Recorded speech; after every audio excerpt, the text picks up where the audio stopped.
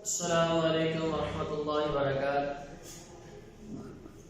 الحمدللہ رب العالمین والعاقبۃ للمتقین والصلاۃ والسلام علی سید الانبیاء والمرسلین، اما بعد فاعوذ باللہ السمیع العلیم من الشیطان الرجیم، بسم اللہ الرحمن الرحیم۔ قال النبی صلی اللہ علیہ وآلہ وسلم افضل الاعمال لا الہ الا اللہ وأفضل الدعاء الاستغفار، صدق الله العظيم وصدق نبيه الكريم ونحن على ذلك من الشاهدين والشاكرين والحمد لله رب العالمين۔ عزیز طلبہ، جماعت نہم اسلامیہ لازمی، جسے 3 حصوں میں تقسیم کیا گیا ہے: قرآنی حصہ، احادیث مبارکہ اور موضوعاتی مطالعہ۔ اور اس کا فرسٹ لیکچر احادیث سے شروع کریں گے۔ پہلی حدیث ہماری اسلامیہ لازمی کی، نبی علیہ السلام نے ارشاد فرمایا کہ افضل الدعاء الاستغفار وافضل الاعمال لا الہ الا اللہ، کیونکہ اللہ وحدہ لا شریک نے انسان کو اپنی بندگی اور عبادت کے لیے پیدا کیا ہے،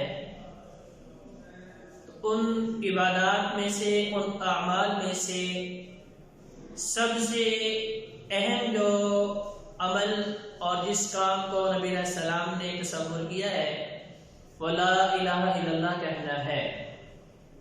اور اسے اتنی اہمیت کیوں دی گئی؟ کیونکہ عزیز طلبہ، یہ ہمارے دین اسلام کی اساس ہے، یہ بنیاد ہے، یہ آغاز ہے۔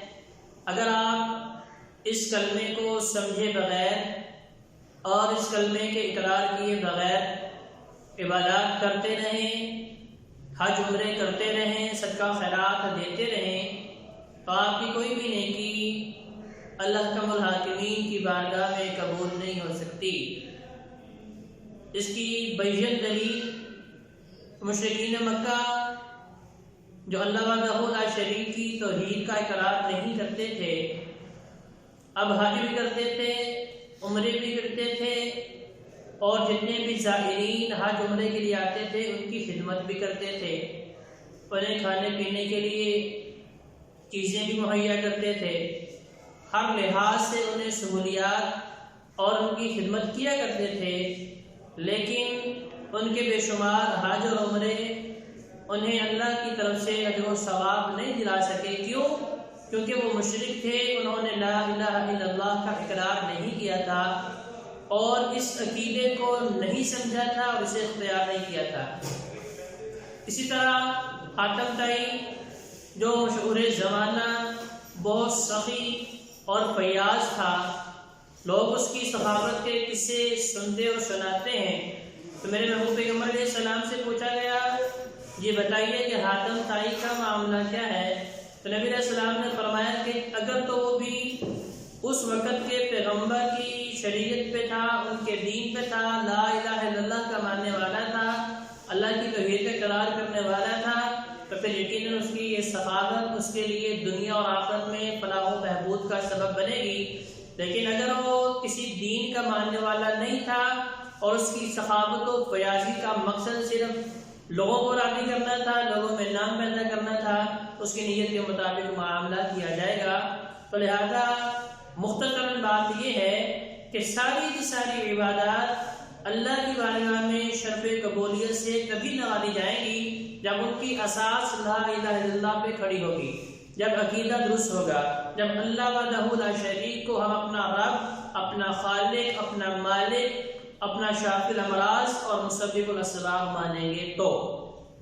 اسی لیے نبی علیہ السلام نے فرمایا کہ سب سے بہترین عمل جو ہے وہ لا الہ الا اللہ پڑھنا، کہنا اور اس کے مطابق زندگی گزارنا ہے۔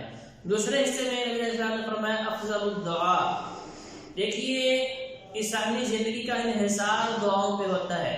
انسان جتنا مرضی پڑھ لکھ لے، جتنا مرضی مال و زر اکٹھا کر لے، جتنی مرضی دنیا کی آسائشیں سہولتیں اکٹھی کر لیں، جب تک وہ خود دعا نہیں کرتا، جب تک تک وہ لوگوں سے دعائیں حاصل نہیں کرتا اس کی مشکلات ختم نہیں ہوتی، اس کی مشکلات جو ہیں وہ آسانی میں تبدیل نہیں ہوتی۔ تو اس کے لیے ہمیں قدم قدم پہ دعائیں کرنی پڑتی ہیں، اللہ کے حضور التجائیں کرنی پڑتی ہیں، رب کے سامنے مناجات کرنی پڑتی ہیں۔ تو ان ساری دعاؤں میں جتنی بھی حاجات ضروریات ہم اللہ کے سامنے رکھ سکتے ہیں، ان میں سے سب سے بہترین دعا محبوب پیغمبر علیہ السلام نے ارشاد فرما دیا وہ ہے استغفار، کیونکہ جب انسان استغفار کرتا ہے، اللہ سے معافی مانگتا ہے، تو اللہ رب العزت فرشتوں سے کہتے ہیں فرشتوں میرے بندے نے کیا کہا؟ تو فرشتے بتاتے ہیں کہ اللہ اس نے کہا ربی استغفر اللہ، اللہ تو میرا رب ہے میں تجھ سے معافی مانگتا ہوں، اللہ تو میرا خالق مالک ہے میں تو گناہگار ہوں۔ لہذا اللہ سے معافی مانگنا اللہ کو بڑا پسند ہے، اسی لیے نبی علیہ السلام نے فرمایا کہ سب سے بہترین دعا یہ ہے کہ آپ رب سے معافی مانگیں۔ یہی وجہ تھی کہ حدیث مبارکہ میں آتا ہے کہ آقا علیہ السلام دن میں 70 مرتبہ اور دوسرے مقام پہ ہے کہ دن میں 100 مرتبہ استغفار پڑھا کرتے تھے۔ تو لہذا بہترین دعا یہ ہے کہ ہم اللہ سے معافی مانگتے رہیں، اللہ کے سامنے توبہ و استغفار کرتے رہیں، اس کی برکت سے اللہ تبارک و تعالی ہماری ساری حاجات پوری کر دے گا۔